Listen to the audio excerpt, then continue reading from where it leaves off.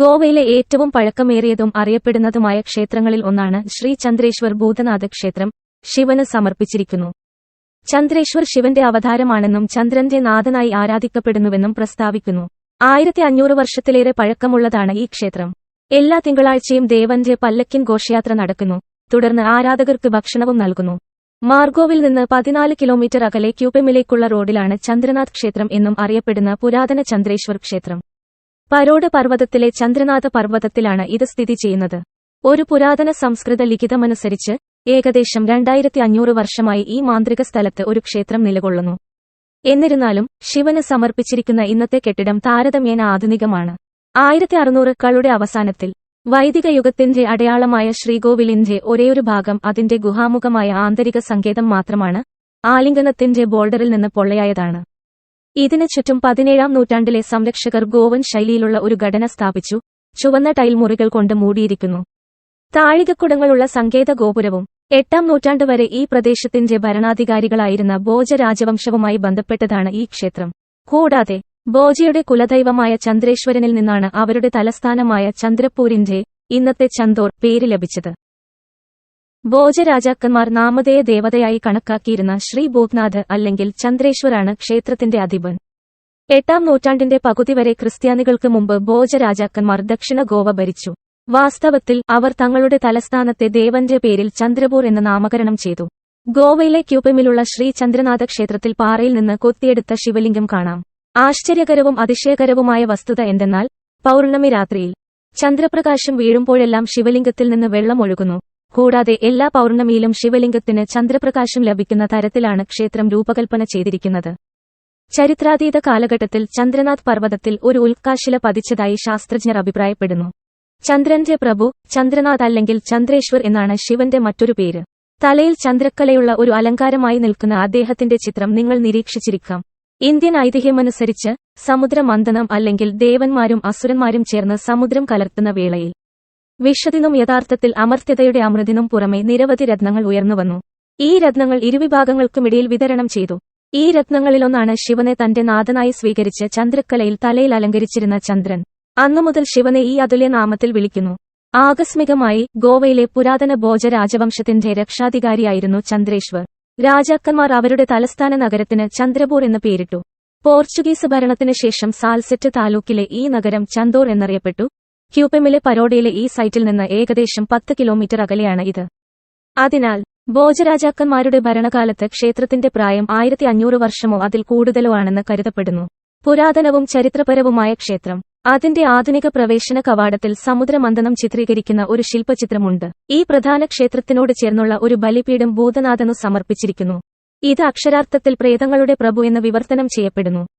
ശ്രീ ചന്ദ്രേശ്വർ ക്ഷേത്രത്തോട് ചേർന്നുള്ള അതേ പ്രദേശത്താണ് ഭൂതനാഥ് ക്ഷേത്രം സ്ഥിതി ചെയ്യുന്നത്.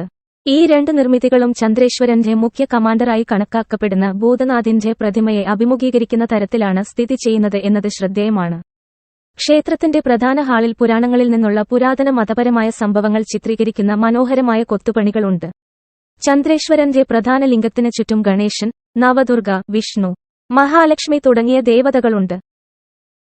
5 ദിവസത്തെ ഹനുമാൻ ജയന്തി, ദസറ, മഹാശിവരാത്രി എന്നിവയാണ് ഇവിടുത്തെ പ്രധാന ഉത്സവങ്ങൾ. ശുക്ലപക്ഷത്തിന്റെ 15ാം ദിവസമാണ് ഹനുമാൻ ജയന്തി ആഘോഷിക്കുന്നത്. അമാവാസി ദിനത്തിനും പൗർണമി ദിനത്തിനും ഇടയിലുള്ള ആദ്യത്തെ 2 ആഴ്ച ഹനുമാന്റെ ജന്മദിനത്തെ അടയാളപ്പെടുത്തുന്നു. തിന്മയുടെ മേൽ നന്മയെ ആഘോഷിക്കുന്ന ആഘോഷമാണ് ദസറ. പരമശിവന്റെ ബഹുമാനാർത്ഥം നടക്കുന്ന ആഘോഷമാണ് മഹാശിവരാത്രി. മഹാശിവരാത്രി എന്നാൽ ശിവന്റെ മഹത്തായ രാത്രി എന്നാണ് അർത്ഥമാക്കുന്നത്. സാധാരണയായി ഫെബ്രുവരിയിലോ മാർച്ചിലോ വരുന്നു. ഇവയെല്ലാമാണ് ക്ഷേത്രത്തിലെ പ്രധാന ആഘോഷങ്ങൾ. ക്ഷേത്രം സന്ദർശിക്കാൻ ഏറ്റവും അനുയോജ്യമായ സമയം ശൈത്യകാലമാണ്.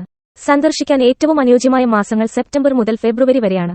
കാലാവസ്ഥയിൽ ഏറ്റവും ഉയർന്ന ചൂടുള്ള സമയം മാർച്ച് മുതൽ മെയ് വരെ.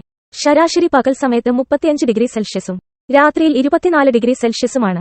ക്ഷേത്രത്തിലേക്ക് പ്രവേശിക്കുമ്പോൾ ചില ഡ്രസ് കോഡുകൾ പാലിക്കേണ്ടതുണ്ട്. കേരളത്തിലെ പോലെ തന്നെയാണ് ഇവിടെയും. പുരുഷന്മാരുടെ ഡ്രസ് കോഡ് ഷർട്ടും ട്രൗസറും, ധോത്തി അല്ലെങ്കിൽ മുകളിലെ തുണികൊണ്ടുള്ള പൈജാമ എന്നിവയാണ്. സ്ത്രീകൾക്ക് ഡ്രസ് കോഡ് സാരി അല്ലെങ്കിൽ ബ്ലൗസോട് കൂടിയ ഹാഫ് സാരി അല്ലെങ്കിൽ പൈജാമയും മുകളിലെ തുണിയുമുള്ള ചുടിദാറുമാണ്. ഷോർട്സ്, മിനിസ്കർട്ട്സ്, മിഡ്ഡികൾ, സ്ലീവ്ലെസ് ടോപ്പുകൾ, വേസ്റ്റ് ജീൻസ്, നീളം കുറഞ്ഞ ടീഷർട്ടുകൾ എന്നിവ പാടില്ല. നിങ്ങൾ പ്രവേശിക്കുന്നതിന് മുമ്പ് കുളിച്ച് വൃത്തിയുള്ള വസ്ത്രം ധരിക്കുക. ക്ഷേത്രത്തിലായിരിക്കുമ്പോൾ പുരാതന ആചാരങ്ങളെയും സഹതീർത്ഥാടകരെയും ബഹുമാനിക്കുക. കുന്നിൻ മുകളിലെ ക്ഷേത്രത്തിലേക്ക് എത്താൻ 2 വഴികളുണ്ട്. പരുപരുത്ത കൽപ്പടവുകൾ കൊണ്ട് നിർമ്മിച്ച കോണിപ്പടികളിലൂടെയുള്ള ട്രെക്കിംഗ് ഒരു വഴിയാണ്. താഴെയുള്ള ചെറിയ ക്ഷേത്രത്തിൽ നിന്ന് പ്രേതങ്ങളുടെ കർത്താവായ ഭൂതനാഥിന് സമർപ്പിച്ചിരിക്കുന്ന ചെറിയ ക്ഷേത്രത്തിൽ നിന്നുള്ള അത്ര അറിയപ്പെടാത്ത റൂട്ടാണിത്. ക്ഷേത്രത്തിലേക്ക് എത്തിച്ചേരാൻ മറ്റൊരു മാർഗമായ റോഡ് മാർഗം എത്തിച്ചേരുകയാണെങ്കിൽ യാത്രാക്ലേശം ഒഴിവാക്കി ക്ഷേത്രത്തിലേക്ക് പെട്ടെന്ന് എത്തിച്ചേരാൻ പറ്റും. കൂടുതൽ ആളുകളും റോഡ് മാർഗം യാത്ര ചെയ്യാനാണ് ഇഷ്ടപ്പെടുന്നത്. എങ്കിലും ട്രെക്കിംഗിന് പോകാൻ ആഗ്രഹിക്കുന്ന ആളുകൾക്ക് ഈ റൂട്ട് ഒരു മികച്ച അനുഭവം കാഴ്ചവെക്കുന്നു. നിങ്ങൾ മുകളിലെത്തിയാൽ താഴ്വരയുടെ മികവുറ്റ വിശാല ദൃശ്യം നിങ്ങൾക്ക് സമ്മാനിക്കും. ട്രെക്കിംഗ് അനുഭവത്തിന് നിങ്ങൾ തയ്യാറല്ലെങ്കിൽ ഈ വഴി സ്വീകരിക്കുന്നതായിരിക്കും ഏറ്റവും നല്ലത്. ക്ഷേത്രത്തിലേക്ക് നേരിട്ട് റോഡുണ്ട്. ക്ഷേത്രത്തിലേക്ക് പൊതുഗതാഗതം ലഭ്യമല്ല. നിങ്ങളുടെ കാറിലോ ബൈക്കിലോ ടാക്സിയിലോ ക്ഷേത്രത്തിലെത്താം. റോഡ് മാർഗം. ചന്ദ്രേശ്വർ ഭൂതനാഥ ക്ഷേത്രത്തിലെത്താനുള്ള ഏറ്റവും സാധാരണമായ മാർഗം റോഡ് മാർഗമാണ്.